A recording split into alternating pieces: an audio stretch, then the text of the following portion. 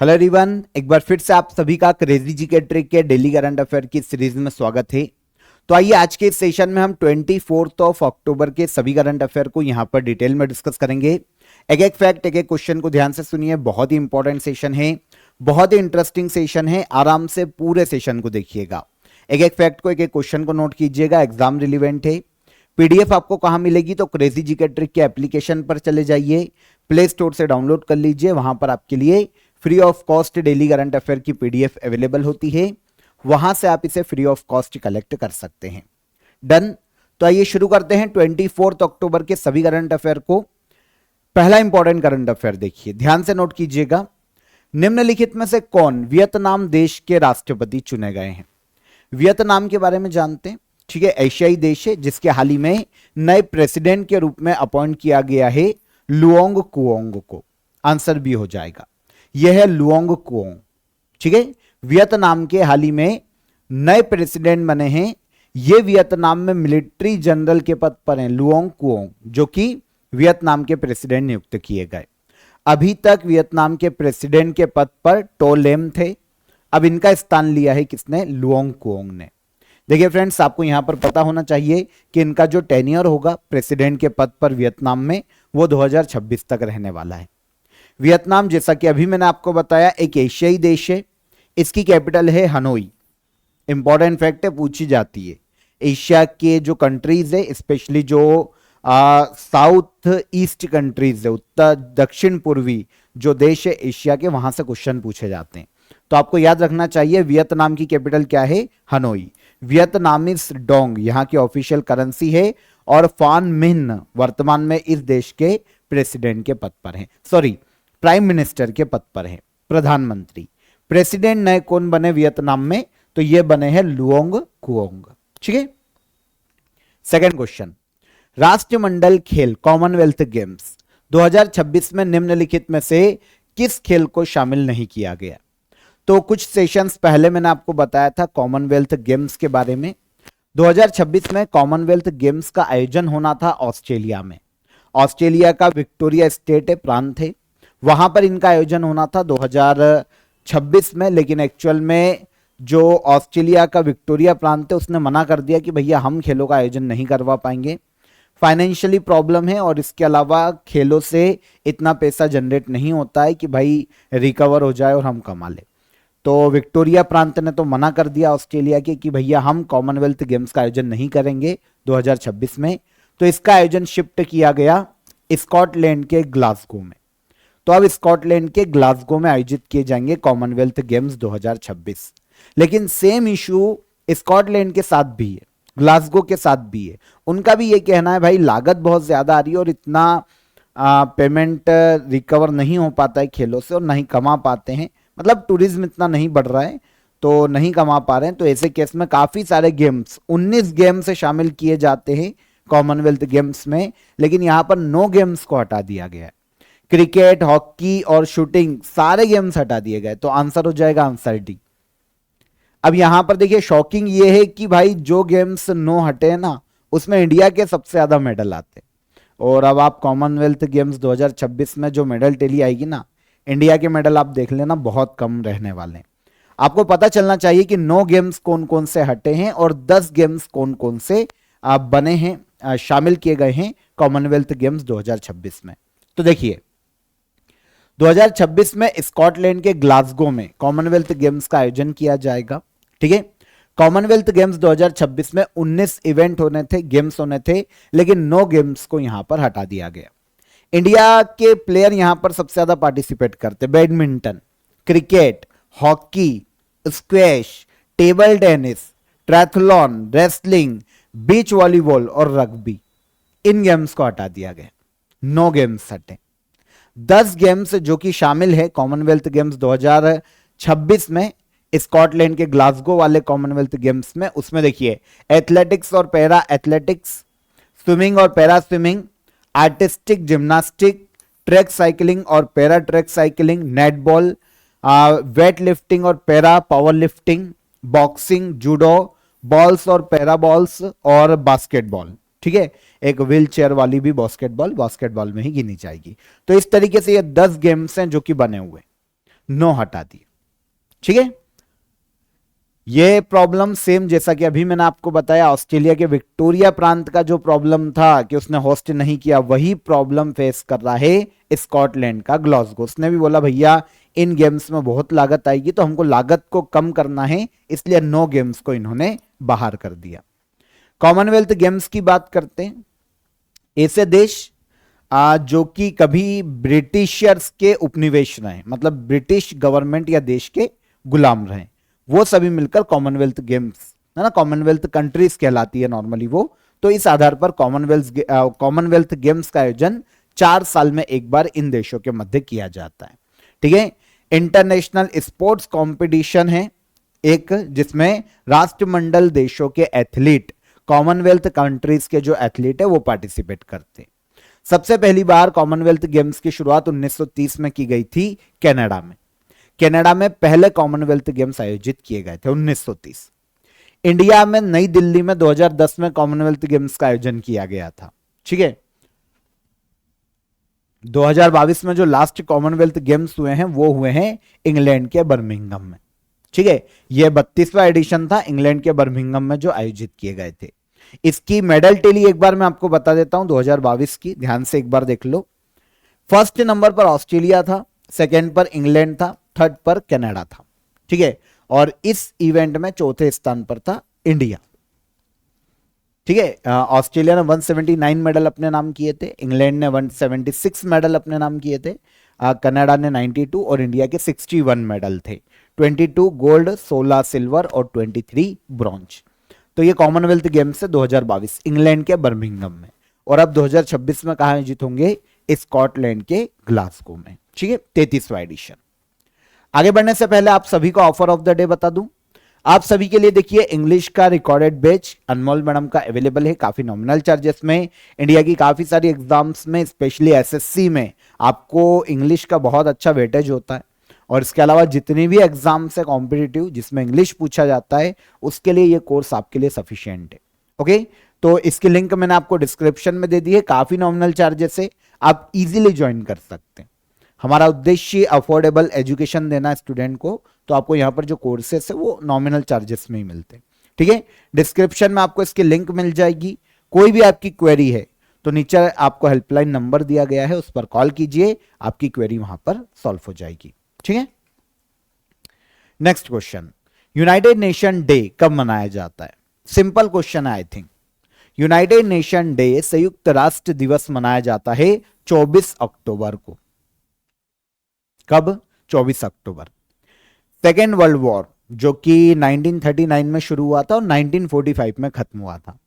Second world war में आपको पता है हिरोशिमा और नागासाकी पर 2 परमाणु बम गिरा देता है अमेरिका। पूरी दुनिया हिल जाती है भाई कि ऐसे भी हथियार हमने डेवलप कर लिए हैं कि पूरी जो मानवता है वो खत्म हो सकती है रातों रात। तो एक ऐसी संस्था की जरूरत महसूस होती है, एक ऐसी ऑर्गेनाइजेशन की जरूरत महसूस होती है जिसकी बात मानने के लिए पूरे वर्ल्ड के देश बाध्य हों। तब अस्तित्व में आता है 1945 में यूएनओ, यूनाइटेड नेशन ऑर्गेनाइजेशन। इसकी स्थापना 24 अक्टूबर 1945 में की जाती, इसीलिए 24 अक्टूबर को यूनाइटेड नेशन डे के रूप में ऑब्जर्व किया जाता है। ठीक है, तो यूनाइटेड नेशन डे कब मनाया जाता है? आपको आंसर मिल जाता है 24 अक्टूबर। क्यों? क्योंकि यूनाइटेड नेशन ऑर्गेनाइजेशन की स्थापना हुई थी। लेकिन आप समझिएगा कि स्थापना 1945 में हो गई थी 24 अक्टूबर को, लेकिन जो डे मनाया जा रहा है ना वो पहली बार 1948 में मनाया गया था यूनाइटेड नेशन डे के रूप में 24 अक्टूबर को। उद्देश्य क्या है यूनाइटेड नेशन डे मनाए जाने का? तो ग्लोबल पीस को बनाए रखना, क्योंकि भाई यूनाइटेड नेशन को स्थापित करने का उद्देश्य भी यही था, ग्लोबल पीस को बनाए रखना, पूरे वर्ल्ड में ह्यूमन राइट्स और डेवलपमेंट की रक्षा करना, डेवलपमेंट को बढ़ावा देना, इकोनॉमिक डेवलपमेंट को बढ़ावा देना, और यूनाइटेड नेशन की स्थापना की याद में यूनाइटेड नेशन डे मनाया जाता है। ठीक है, सबसे पहली बार स्थापना पता चल गई 24 अक्टूबर 1945। इसका हेडक्वार्टर यूएसए के न्यूयॉर्क में स्थित है, और इसकी जो मेंबर कंट्री है वो 193 है वर्तमान में। ठीक है, आप जो परमानेंट मेंबर भी होते हैं यूनाइटेड नेशन में, जिनको वीटो पावर होता है, इंडिया भी काफी लगा हुआ है कि उसको परमानेंट मेंबरशिप मिले। ताकि वीटो पावर हमारे हाथ में आए, है ना, जैसे चाइना के पास है। तो 5 देश है जिनको वीटो पावर है, परमानेंट मेंबर है, फ्रांस, चाइना, रशिया, यूके और यूएसए। काफी देश वकालत करते हैं भारत के लिए कि भाई इंडिया को यूनाइटेड नेशन की परमानेंट सीट दी जानी चाहिए, क्योंकि भाई इंडिया एक वर्ल्ड लीडर के रूप में उभर रहा है, आप सभी जानते हैं। ठीक है, तो यूनाइटेड नेशन ऑर्गेनाइजेशन का उद्देश्य आपको पता चल गया, इंटरनेशनल पीस और सिक्योरिटी को बनाए रखना, सभी देशों के मध्य में फ्रेंडली रिलेशन को डेवलप करना और इंटरनेशनल प्रॉब्लम्स जितने भी हैं, जितने भी डिस्प्यूट होते हैं, जितने भी कॉन्फ्लिक्ट होते हैं, उन सभी से निपटना, उन्हें शांतिपूर्वक सॉल्व करना यूनाइटेड नेशन का मुख्य कार्य। 24 अक्टूबर 1945 को स्थापना हुई थी, इसलिए स्थापना दिवस यूनाइटेड नेशन डे 24 अक्टूबर को मनाया जाता है। चर्चा में रहा करतारपुर साहिब गलियारा भारत और किस देश के मध्य में स्थित है। करतारपुर साहिब गलियारा बहुत सुर्खियों में रहता है। भारत और पाकिस्तान के मध्य में यह गलियारा देखने को मिलता है। एक्चुअल में एक रोड टाइप गलियारा डेवलप किया गया है ताकि सिख धर्म के 2 धार्मिक स्थलों को आपस में जोड़ा जा सके। एक आपको पंजाब में बॉर्डर के पास एलओसी के पास देखने को मिलेगा डेरा बाबा नानक, ठीक है, ये हमारे पंजाब में। और एक हमको देखने को मिलता है करतारपुर साहिब, जो कि हमें देखने को मिलता है पाकिस्तान की बाउंड्री के अंदर। तो इन 2 प्लेस के मध्य में एक कॉरिडोर विकसित किया गया था 2019 में। ठीक है, तो हाल ही में सुर्खियों में रहा है। हम बात करेंगे करतारपुर साहिब कॉरिडोर किन 2 देशों के मध्य में है, इंडिया और पाकिस्तान के मध्य में। ठीक है, पवित्र सिख धर्म का गलियारा है। इस स्थान पर गुरु नानक जी, जो कि सिख धर्म के संस्थापक है, 16 सालों तक इस पट्टी पर, पर्टिकुलर बेल्ट पर उन्होंने अपना जीवन व्यतीत किया है और यहीं पर इनका देवलोक गमन भी हुआ था, इनका स्वर्गवास बोल सकते हैं। ठीक है, यह स्थल पाकिस्तान में रावी नदी के किनारे स्थित है, करतारपुर साहिब, जहां पर हमारे जो पंजाबी हैं, जो सिख भाई बहन हैं, वो जाते हैं पंजाब से यात्रा के लिए। करतारपुर साहिब आता है पाकिस्तान में। ठीक है, यह कॉरिडोर इंडिया के पंजाब स्टेट के गुरदासपुर डिस्ट्रिक्ट में डेरा बाबा नानक टेम्पल को पाकिस्तान के नारोवाल जिले में करतारपुर में स्थित गुरुद्वारा दरबार साहिब से जोड़ता है। करतारपुर साहिब कहा जाता है उसे।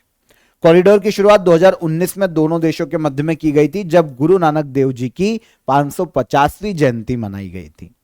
और अभी सुर्खियों में क्यों है? एक्चुअल में ये जो कॉरिडोर का कॉन्ट्रैक्ट है ना दोनों देशों के बीच में, ये 5 साल का ही है, 2024 में खत्म हो रहा है, तो आगे इसे 5 साल के लिए रिन्यू किया गया है दोनों देशों के मध्य में।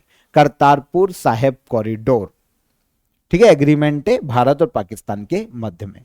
भारत के जो सिख धर्म के तीर्थयात्री है वो दर्शन करने जाते हैं करतारपुर साहिब पाकिस्तान में इस गलियारे से होकर।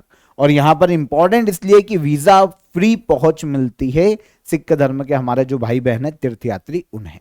ठीक है, तो अभी सुर्खियों में रहा है करतारपुर साहिब कॉरिडोर इंडिया और पाकिस्तान के मध्य में स्थित है। ठीक है, 5 साल के लिए इस समझौते को रिन्यू किया गया है दोनों देशों के मध्य में। अक्टूबर 2024 में निम्न में से किसका रजिस्ट्रार जनरल व जनगणना आयुक्त के तौर पर 2 साल का कार्यकाल बढ़ाया गया? तो भारत में वर्तमान में एक तो रजिस्ट्रार जनरल और जनगणना आयुक्त मतलब सेंसस कमिश्नर के रूप में कार्यकाल 2 साल के लिए बढ़ाया गया है मृत्युंजय कुमार नारायण का। यह क्वेश्चन प्रीवियस एग्जाम में इस फॉर्म में भी आया है कि भैया जो रजिस्ट्रार जनरल या जनगणना आयुक्त होते हैं वो किस मिनिस्ट्री के अंतर्गत आते हैं? तो ये होम मिनिस्ट्री के अंतर्गत आते हैं। ठीक है, रजिस्ट्रार जनरल और जो सेंसस कमिश्नर है उनका कार्यकाल हाल ही में द्रौपदी मुर्मू जी ने 1995 बैच के उत्तर प्रदेश कैडर के आईएएस ऑफिसर मृत्युंजय कुमार नारायण का इस पद पर कार्यकाल 2 साल के लिए एक्सटेंड किया है, बढ़ाया है।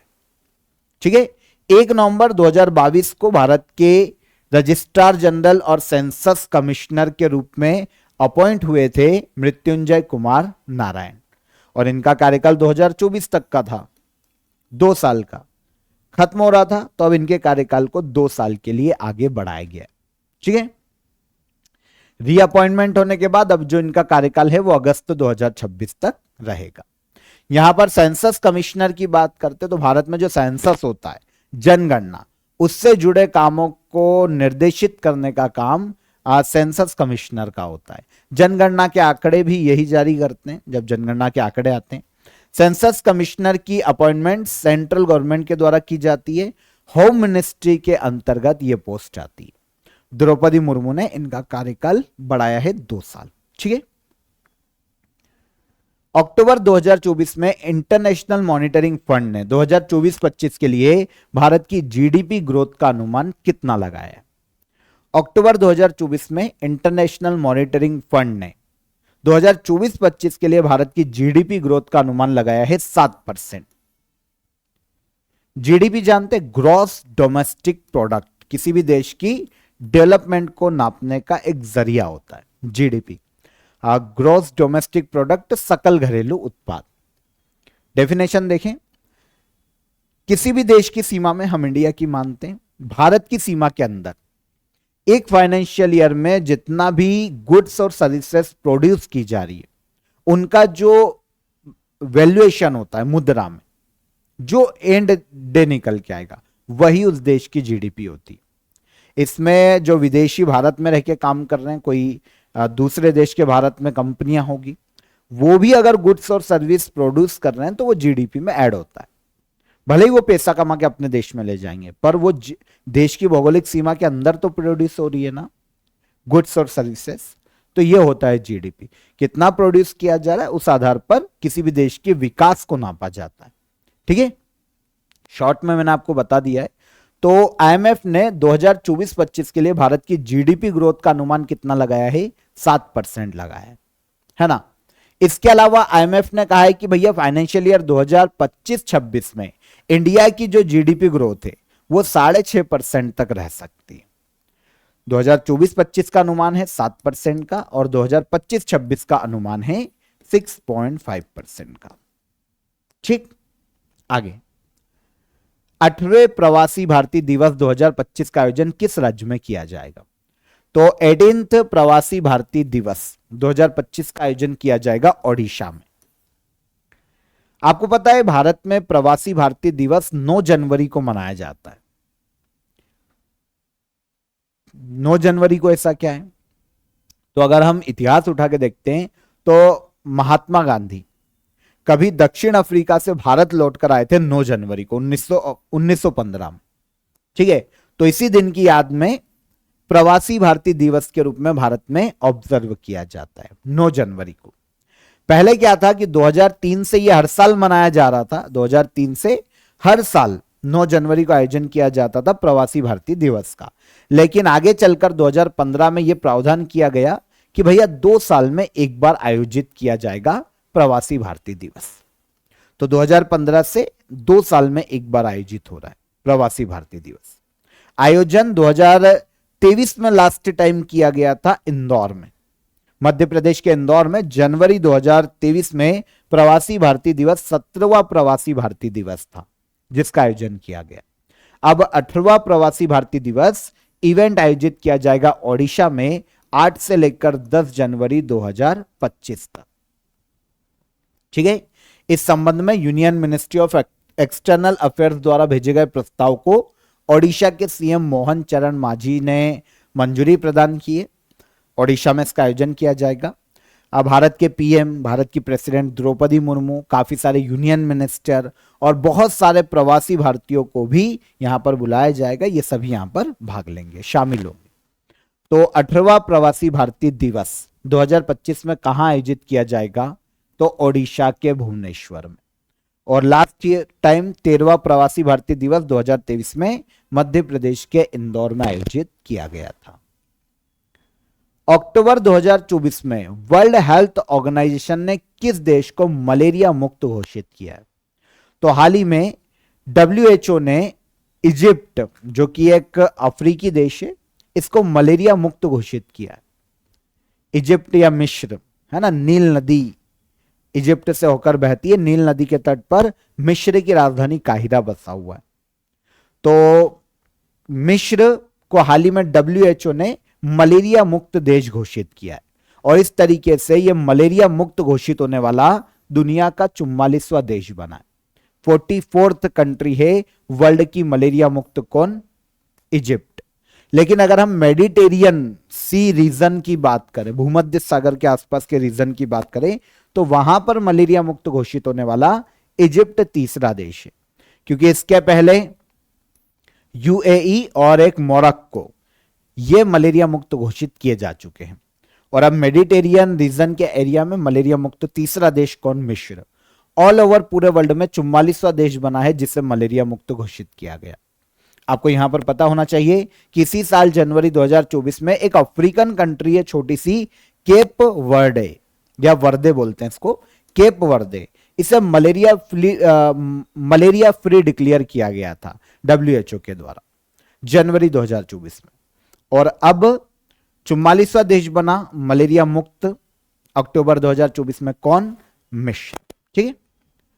मलेरिया एक प्लाज्मोडियम प्रोटोजोआ से होने वाली बीमारी है जिसका वाहक मच्छर होता है ना। मच्छरों के काटने से फैलने वाली बीमारी है, नॉर्मली प्रोटोजोआ परजीवी के कारण फैलती है। वर्ल्ड हेल्थ ऑर्गेनाइजेशन के द्वारा जारी डेटा के अकॉर्डिंग 2022 के दौरान दुनिया के 85 देशों में मलेरिया के ऑलमोस्ट 25 करोड़ मामले दर्ज किए गए और इस दौरान 6,08,000 लोगों की डेथ हो गई है मलेरिया से, बहुत ही घातक। एक और डेटा है 2021 में मलेरिया के जितने भी मामले आए 95% तो अफ्रीकी देशों में ही आए। ऑब्वियसली बात है, साफ सफाई नहीं होगी, कचरा रहेगा, गंदा रहेगा तो मच्छर पनपेंगे और मलेरिया होगा। तो अफ्रीकी देश कितने पिछड़े हम जानते। तो उस आधार पर 95% जो मामले हैं मलेरिया के वो हमें अफ्रीकी देशों में देखने को मिलते। इस आधार पर अगर मिस्र मलेरिया से मुक्त घोषित होता है तो ये एक अचीवमेंट माना जाएगा। ठीक है। मलेरिया से हुई करीब 96% मौतें भी 2021 में अफ्रीका महाद्वीप में ही हुई थी, उन्हीं के देशों में हुई थी। ठीक है। एशियन डेवलपमेंट बैंक का 69th मेंबर कंट्री कौन बनी? तो एशियन डेवलपमेंट बैंक की 69th मेंबर कंट्री बनी है इजराइल।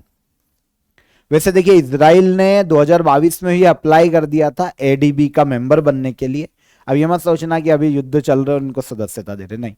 इजराइल ने 2022 में ही अप्लाई कर दिया था एशियन डेवलपमेंट बैंक का सदस्य बनने के लिए और अब इसे 69th मेंबर के रूप में रजिस्टर किया गया है। इससे फायदा क्या होगा? इजराइल भी एशियन डेवलपमेंट बैंक से अब लोन ले पाएगा इकोनॉमिक डेवलपमेंट के लिए या टेक्नोलॉजिकल डेवलपमेंट के लिए। एडीबी से लोन मिल पाएगा इजराइल को और मेंबर कंट्री है तो ऑब्वियस सी बात है आपस में शांति स्थापित करना और एक दूसरे की आर्थिक रूप से मदद करने में भी अब इसका पार्टिसिपेशन रहेगा एशियाई डेवलपमेंट बैंक में। एशियन डेवलपमेंट बैंक एक रीजनल डेवलपमेंट बैंक है जो कि एशियन कंट्रीज के इकोनॉमिक डेवलपमेंट में सहयोग प्रदान करता है और किसी को इंफ्रास्ट्रक्चर डेवलपमेंट के लिए पैसा चाहिए तो वो प्रोवाइड करता है। एशियन डेवलपमेंट बैंक की स्थापना 19 दिसंबर 1966 में की गई थी। हेडक्वार्टर फिलीपींस के मनीला में देखने को मिलता है और मसात्सुगु असाकावा इसके प्रेसिडेंट के पद पर है। एशियन डेवलपमेंट बैंक की 69th मेंबर कंट्री कौन? इजराइल। ठीक है। लास्ट क्वेश्चन, बुक विटनेस किस भारतीय खिलाड़ी की ऑटोबायोग्राफी है? तो विटनेस की बात करें, विटनेस मतलब क्या होता है? गवाह, है ना। तो बुक विटनेस साक्षी मलिक की ऑटोबायोग्राफी है। इंडियन रेसलर साक्षी मलिक बहुत ही सुर्खियों में रहती, जानते हैं आप। तो इंडियन रेसलर साक्षी मलिक की ऑटोबायोग्राफी विटनेस को हाल ही में लॉन्च किया गया। साक्षी मलिक के साथ जोनाथन सेल्वाराज ने मिलकर इससे लिखा है, लेकिन ऑटोबायोग्राफी किसकी है क्वेश्चन ये पूछा जाएगा तो साक्षी मलिक। साक्षी मलिक का इंडियन रेसलर है भाई, है ना। 2016 का जो रियो डी जेनेरियो का ओलंपिक हुआ था उसमें मेडल भी लेके आई है। तो साक्षी मलिक का रेसलिंग में कैसा करियर रहा और उन्होंने रेसलिंग क्यों छोड़ी, इन सभी मुद्दों के बारे में साक्षी मलिक की इस बुक में लिखा गया है, विटनेस। ठीक है। साक्षी मलिक की बात करें, हरियाणा राज्य से आती है। रियो डी जेनेरियो 2016 के ओलंपिक में 58 किलोग्राम वेट कैटेगरी में इन्होंने ब्रॉन्ज मेडल अपने नाम किया था और ओलंपिक गेम्स में रेसलिंग में पदक जीतने वाली फर्स्ट इंडियन फीमेल प्लेयर बनी थी साक्षी मलिक। अचीवमेंट है। ठीक है। पद्मश्री दिया जा चुका है 2017 में और इसके पहले मेजर ध्यानचंद खेल रत्न अवार्ड 2016 में दिया गया था साक्षी मलिक को। डन। तो साक्षी मलिक की ऑटोबायोग्राफी है विटनेस, जिसे हाल ही में लॉन्च किया गया। तो क्लियर हो जाते हैं। यहां पर हमने 24 अक्टूबर के सभी करंट अफेयर को डिटेल में डिस्कस किया, एक एक फैक्ट को समझा। अब हम आ जाते हैं लास्ट डे के करंट अफेयर के रिवीजन पर। ले ले फटाफट आंसर एमसीक्यू फॉर्म में। अक्टूबर 2024 में कौन सा देश यूरोपीय स्काई शील्ड इनिशिएटिव में शामिल हुआ? तो कौन है भाई? स्विट्जरलैंड। पढ़ा था हमने कल। 24वीं राष्ट्रीय पैरा तैराकी चैंपियनशिप 2024 का आयोजन किस राज्य में किया जा रहा है? तो इसका आयोजन किया जा रहा है कहां पर? गोवा। हाल ही में आए तूफान ऑस्कर से कौन सा देश प्रभावित हुआ? तो ऑस्कर से प्रभावित होने वाला देश है क्यूबा। केंद्रीय सड़क परिवहन और राजमार्ग मंत्रालय ने मणिपुर में कितने नेशनल हाईवे प्रोजेक्ट को अक्टूबर 2024 में मंजूरी प्रदान की? 50। आगे, भारत और सिंगापुर वायुसेना के मध्य में संयुक्त सैन्य प्रशिक्षण के कौन से संस्करण का आयोजन किया गया? तो यह संस्करण है 12वां। हाल ही में चर्चा में रहे भारत के खिलाड़ी दक्षिणेश्वर सुरेश किस खेल से संबंधित है? तो यह संबंधित है टेनिस। भारत ने काला ज्वार रोग को खत्म करने में सफलता हासिल की है। यह रोग किससे फैलता है? तो काला ज्वार फैलता है पैरासाइट परजीवी से। अनुसूचित जातियों का उपवर्गीकरण लागू करने वाला देश का पहला राज्य कौन? तो यह हो जाएगा हरियाणा स्टेट। हाल ही में सुप्रीम कोर्ट ने एक सुनवाई के दौरान धर्मनिरपेक्ष और समाजवादी शब्द को संविधान के बेसिक स्ट्रक्चर का हिस्सा माना है। समाजवादी और धर्मनिरपेक्ष वर्ड संविधान में किस संशोधन के माध्यम से जोड़ा गया था? प्रम्बल में। तो 42 अमेंडमेंट एक्ट 1976। लास्ट क्वेश्चन था, हल माहेरा सागर में 5.7 तीव्रता का भूकंप दर्ज किया गया, यह किस महासागर में स्थित है? तो यह देखने को मिलेगा पैसिफिक ओशियन में, जिस पर इंडोनेशिया का अधिकार है। इंडोनेशिया के अधिकार क्षेत्र में आता है हल माहेरा सागर। तो ये सारे क्वेश्चन हमने कल के सेशन में डिस्कस किए थे, रिवाइज कर लिए। अब क्वेश्चन ऑफ द डे का आंसर ले लेते हैं। पहले, विश्व का सबसे ऊंचा जलप्रपात किस देश में स्थित है? तो एंजल वाटरफॉल वेनेजुएला में स्थित है, दक्षिण अमेरिका महाद्वीप में। विश्व का सबसे बड़ा द्वीप कौन सा है? तो ग्रीनलैंड विश्व का सबसे बड़ा द्वीप है, उत्तरी अमेरिका महाद्वीप के निकट है। स्ट्रोम्बोली ज्वालामुखी किस देश में स्थित है? तो स्ट्रोम्बोली ज्वालामुखी देखने को मिलता है इटली में। इटली के सिसिली द्वीप पर भूमध्य सागर में स्ट्रोम्बोली ज्वालामुखी इटली में देखने को मिलता है। तो ये सारे ही क्वेश्चन कल के सेशन में मैंने आपको दिए थे, आंसर मिल गए। अब आज के लिए क्वेश्चन ऑफ द डे देख लीजिए, कमेंट में आंसर कीजिएगा। संविधान का कौन सा अनुच्छेद सीएजी की शक्तियां और कर्तव्य का प्रावधान करता है? ठीक है, पाक जल संधि किन दो देशों के बीच में स्थित है? और भारत की पहली नदी घाटी परियोजना कौन सी है? बहुउद्देश्य परियोजना। तीनों के ही आंसर कमेंट बॉक्स में कीजिएगा। सेशन कैसा लगा ये भी बताइएगा। सेशन पसंद आया हो तो वीडियो को लाइक और शेयर कर दीजिए। चैनल पर पहली बार आए हैं तो चैनल को सब्सक्राइब कर लीजिए। फिर मुलाकात करेंगे नेक्स्ट डे के करंट अफेयर में नेक्स्ट इंपॉर्टेंट क्वेश्चन के साथ। तब तक अपना ख्याल रखिएगा। जय हिंद, जय भारत।